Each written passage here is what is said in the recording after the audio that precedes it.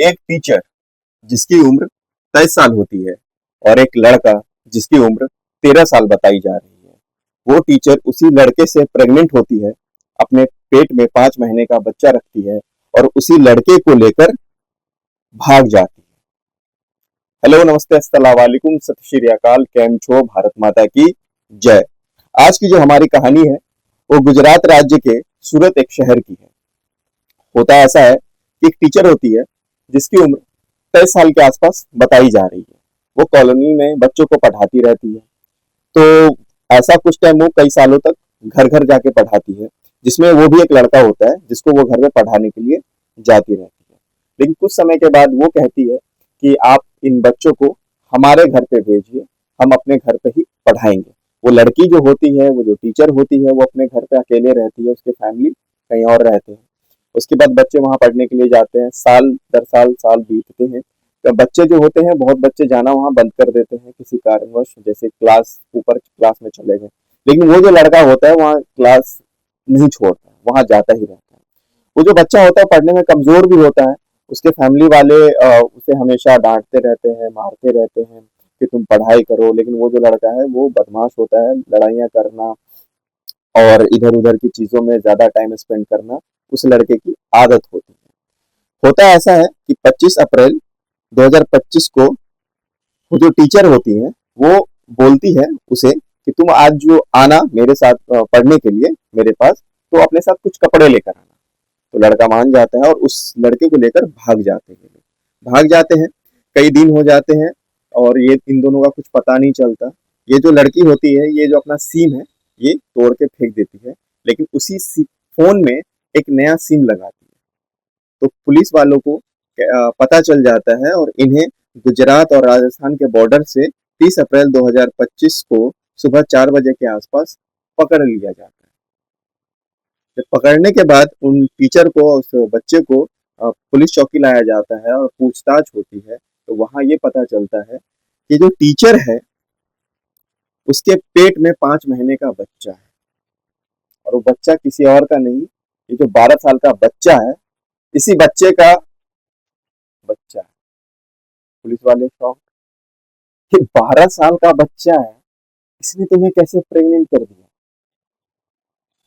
वहां सब शॉक्ड होते हैं। फिर वो आगे बतलाना शुरू करती है कि मैं इसे पहले घर पे पढ़ाने के लिए जाती थी, लेकिन धीरे धीरे वहां नजदीकियां बढ़ी। वहां हम एक बार फर्स्ट टाइम फिजिकल हुए, आज से 1 साल पहले, जब उसके घर पे कोई नहीं था। उस लड़के से भी पूछताछ हुई। लड़का भी बहुत ही हिम्मत के साथ कहता है कि हाँ, मैं इससे प्यार करता हूँ, इसके पेट में जो बच्चा है वो मेरा बच्चा है। पुलिस वाले फिर उससे पूछते हैं, उस लड़की से, कि अ, ये सब कब से शुरू हुआ और कैसे हुआ। तो उसने बताया कि 1 साल पहले ऐसे ये सब हुआ। उसके बाद मैंने इसको अपने घर पे पढ़ाने के लिए बुलाना शुरू किया। उसके बाद ये मेरे घर पे आता था, हम वहाँ फिजिकल हुए, मेरे पेट में बच्चा हुआ।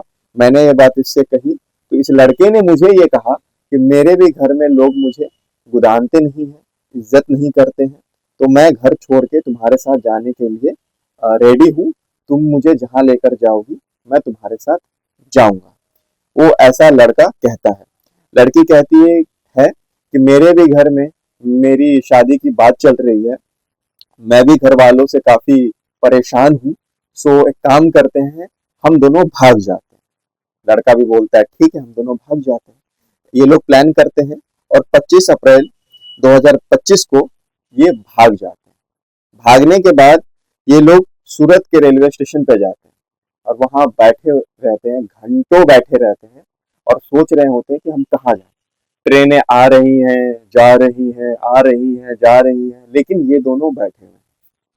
उसके बाद ये लोग एक काम करते हैं, फिर बस स्टॉप जाते हैं। अब बस से ये लोग जो है वो दिल्ली, अहमदाबाद, राजस्थान, फिर दिल्ली चले जाते हैं। इन जगहों पे ये होटल में रहते हैं। होटल वालों को ये कहते हैं कि हम दोनों भाई बहन हैं।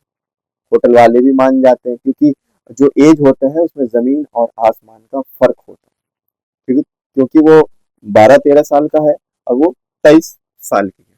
तो होटल वाले भी उन्हें रूम दे देते हैं।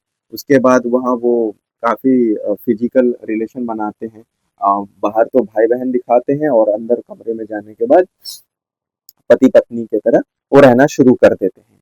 उसके बाद जो लड़की होती है वो सोचती है कि अभी हमारे पैसे खत्म हो रहे हैं, क्यों ना मैं कोई काम ढूंढूं पढ़ाने का। तो लड़का भी बोलता है ठीक है तुम काम ढूंढो। तो लड़की सोचती है कि हम ना क्यों ना हम फिर राजस्थान जाते हैं। वो उस टाइम दिल्ली में रहती है। तो फिर वो राजस्थान के लिए बस लेती है और फिर से गुजरात और राजस्थान के बॉर्डर पे पकड़ लिया जाता है।